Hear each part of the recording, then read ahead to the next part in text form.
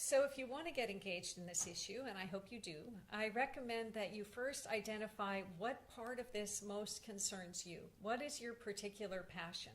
Because what we notice is that if each of us is doing the part that we're most naturally passionate about, we can sustain our efforts, we don't burn out, and it turns out somebody else wants to do a part that you don't want to do. And you can check that out at thrivemovement.com on the Solutions Hub. There are tools there to explore what other people are doing and also to explore your own purpose and passion. So currently at thrivemovement.com, we're getting the money and the infrastructure together to create a more enhanced Solutions Hub that's going to make it easier to share best practices globally, to share data and strategies and successes in order to really pull this together and focus on this issue effectively. Meanwhile, you can go to the Solutions Hub, you can find if there's a group in your area working on chemtrails. I went yesterday, there were over 60 devoted to this issue. And you can be doing the homework that we're going to need to have be done when we launch what we're going to do, a webinar, a global webinar, taking on this issue that really shows how to do whole systems problem solving so that you're doing your part, someone else is doing their part, and it turns out that all the sectors are covered. So here are some things that you could be focused on right now, and you can come up with others on your own. You could map out the whole chemtrail network and see who's doing what. You could research the most credible information on what companies are supplying the planes, what chemicals have been identified, what kind of related legislation is there, who's got the patents on the solar radiation management.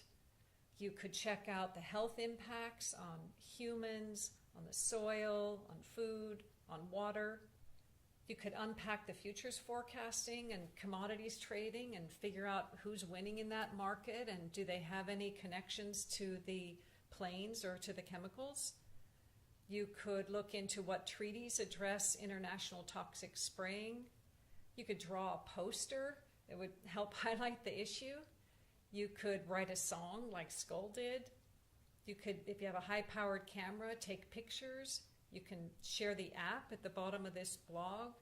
If you're a lawyer, figure out what we're going to be needing for a class action lawsuit. You can contribute money to the people and organizations whose work you most value in this. You can share this blog. You can add to the list and post it. The point is, there's something that you can do that we need done. I'm confident that we can stop chemtrails. We need to get informed. We need to communicate and coordinate with each other. We need to be organized, and we need to act effectively. We're going to do what we can at thrivemovement.com to facilitate that.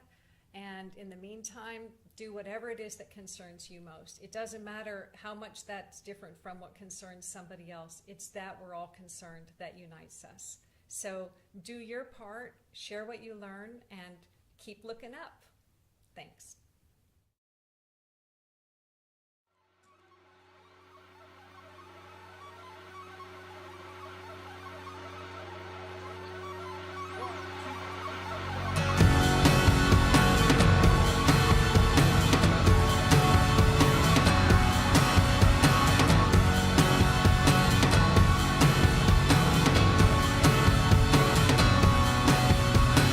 Summer sun blows my mind.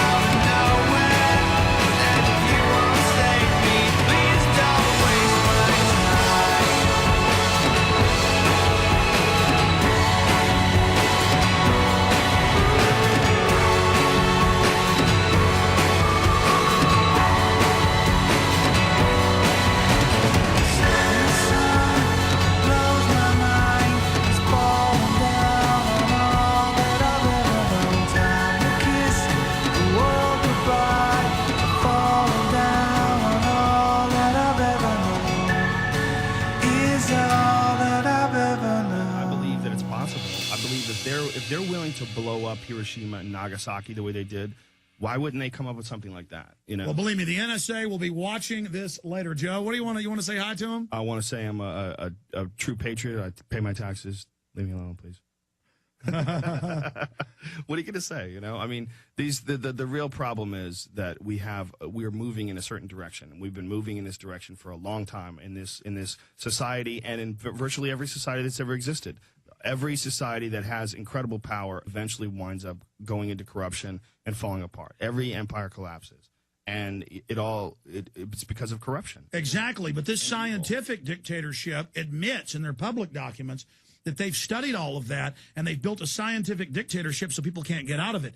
Joe, I have hundreds. I always, we joke about documents, but I have hundreds of documents, textbooks, government books, and reports, UN documents, Pentagon documents. This was written by the White House science czar, John P. Holdren, and it was written by one of Bush's advisors, Bush Sr., Paul R. Ehrlich. This calls for putting sterilants in the water to sterilize people, the vaccines, poisoning us, world population reductions of 80%. It is real, and a lot of people can rationalize and say, yeah, there are too many people, instead of understanding, wait, I'm under attack too.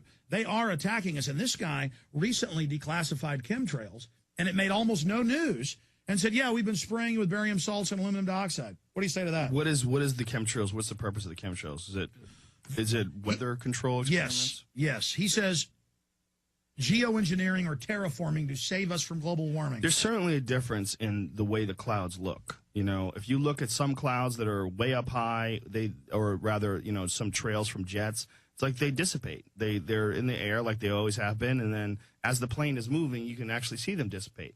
But then you have these other ones that, like, they linger and they spread out and they literally become clouds. In L.A., they're everywhere. You know, I don't know what that is. I honestly, I have not looked into it. Well, the incredible thing is scientists that were outside the government did test it, did look at it. They said it's barium salts. How did they test it? They went up in the air and scooped it up? Yes, they used aircraft and also got ground samples. And they said this is barium salts, aluminum dioxide, weather modification, nuclei. They declassified some of it 5 years ago. I got Ben Livingston, the father of weather weapons, on.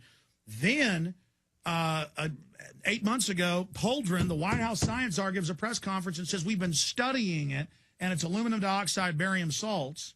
We're doing it to save you.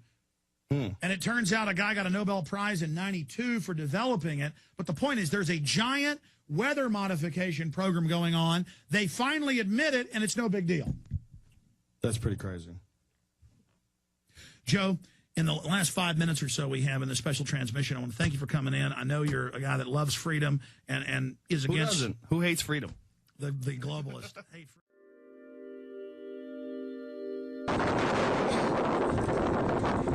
Right, you can hear me, yeah?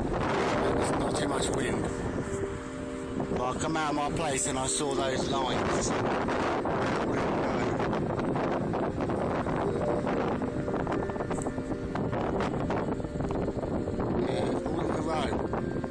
Well, it's nice. Took a picture.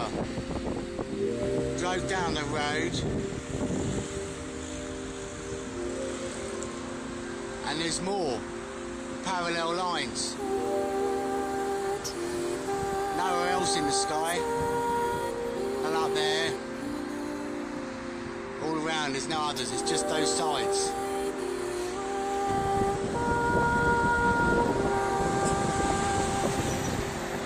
Chemtrails, that's what it is.